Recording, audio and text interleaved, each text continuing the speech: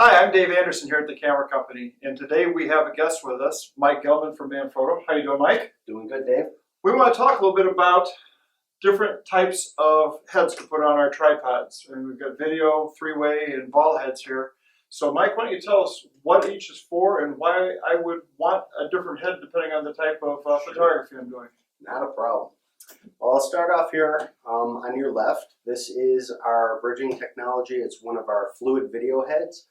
Unbelievable performance. It's fluid with ball bearings, so this is giving us the best results that you could get, meaning that the stops and the starts are going to be just as smooth as the in-between. So we pride ourselves on the different fluidity that we could do. With this unit, you're able to pan and tilt, and you have fluid drag control here, so you can make it looser or tighter. So depending on the weight of your camera, you can control the drag or the fluidity going for the pan in either way. So heavier equipment, you can tighten it up so it's not going to just fall forward, for instance. So really cool feature. You would use this primarily for video. Yes. And it looks like it can hold quite a bit of weight. So how big of a camera can I put on that? You could put any DSLR on here. That's why this base is so wide and square. Actually looks like a bridge for our bridging technology. But it accepts all the different styles of cameras, from DSLRs on up to the high-end video camcorders. So you could do a lot of different units on this. The 502 is rated for about 16 pounds. Wow. So about 16 pounds worth. That's a lot of camera and lens. And something else to point out about this, our video heads, they have 3/8 threadings, one on each side. This is our EZ-Link adapter, so I love these features. You can have out to the side friction arms that will actually hold your mic, your audio devices, lighting, anything else, your monitors, so you can have your equipment off to the side. So it frees up the top of the camera so you have less weight to actually counterbalance. So it's a really cool feature for our video heads. So that's our 502. Okay, Mike, we just got done looking at video head. We have a 3-in-1 here. Tell us about this. This is our three-way head.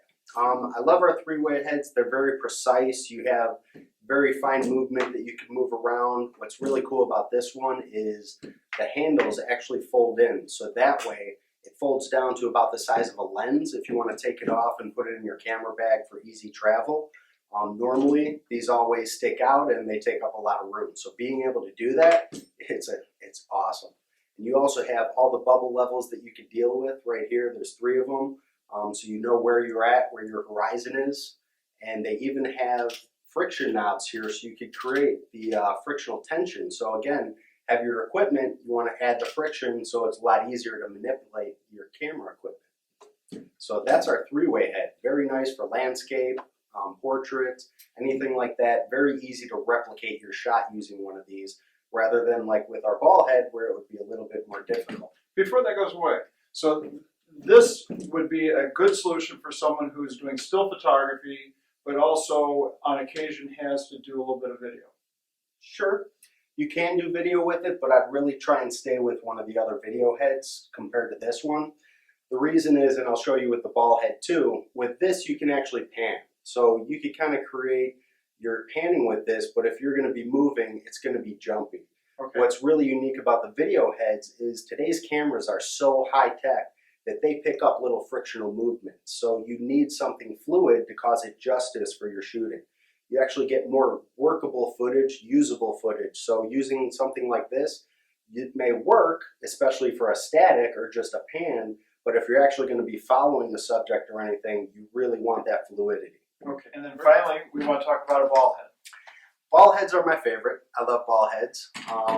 You said ball head, not ball head. Yes. Okay, I just want to get that right. I love the ball heads because I shoot kids, I shoot action, sports. That's what you really use the ball heads for. This head right here, once you have your camera on, I like to use it where I control the camera and the focal length or the zoom. And I can kind of manipulate as I want to go. I can track a subject, so birding, anything like that, especially those kids that are running around. Really easy to track. What's unique about the ball head is you could go in any direction, any angle that you want your camera to go in, you could do that. Again, to the video side, you have 3 knobs on here. You have one to lock the top portion, you have one knob to lock the panning, and then you have a knob here to add that friction again. So heavier equipment, it's easier to manipulate. I could get it to where I'm moving the camera and I could let go and it'll actually stay there, and then I could do the final lock and you're locked down solid. So really easy to manipulate. But for video, you could do that pan again, but the hardest part is making sure that you're level. So you don't want the horizon going like this. So that's the main part for shooting video and why you wouldn't want to do it necessarily with this head, but you would with a fluid video head. Fantastic. So we've looked at 3 different heads, a video head, a 3-way, and a ball head. We hope this information is helpful.